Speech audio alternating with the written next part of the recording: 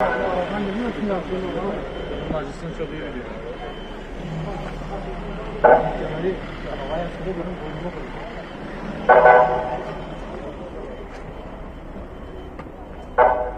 Korkmaz.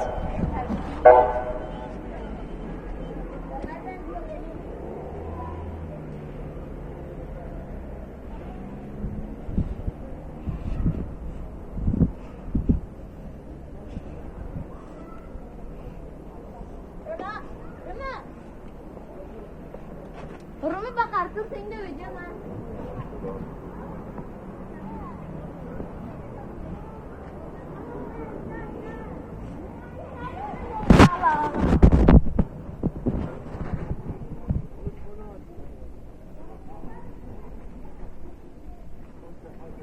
Abi açabilir miyim?